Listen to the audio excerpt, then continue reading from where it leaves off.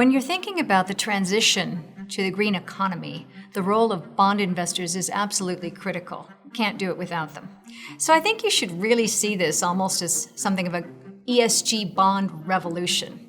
We think ESG labeled bonds will become to fixed income what electric vehicles are to the automotive industry. The IF report has taught us the importance of ESG labeled bonds within the fixed income market, its relevance for corporates and sovereigns in the future.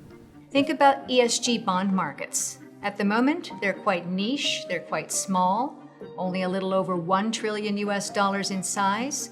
But by 2030, we expect those to reach around $35 trillion, and by 2050, over $60 trillion.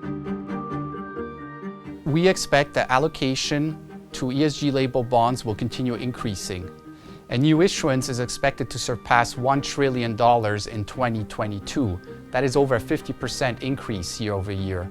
With a growing number of large companies and asset managers committing to reduce net carbon emissions, we believe demand for green bond financing is set to increase substantially over the next several years. We're seeing exponential growth in ESG-labeled bond markets, mainly in mature markets, but also, I think, in different types of instruments. I would differentiate ESG-labeled bonds mainly in two ways. The first one being specific use of proceeds bonds, led by green, social, and sustainability bonds. The second category would be key performance indicators linked bonds led by sustainability linked bonds. Investors in green bonds are looking for how their proceeds have been used.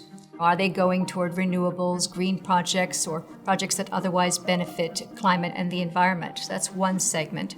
Another area that's really gaining in popularity is sustainability-linked bonds. And instead of use of proceeds, those have what you call key performance indicators, or KPIs, that they have to live up to. It's very early days as far as this asset class goes. Of course, it has its teething problems like any new assets, a lack of reliable and comparable ESG data and benchmarks, slow progress in the development of global taxonomy and disclosure regimes.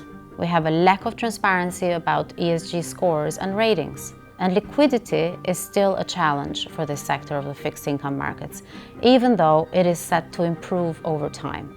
It's investor behavior with green bonds that actually tends to limit liquidity in the market a bit, because many of the big investors in green and ESG bonds take it on a buy-to-hold basis. So they buy the bonds, they put them in the portfolio, they hold them to maturity.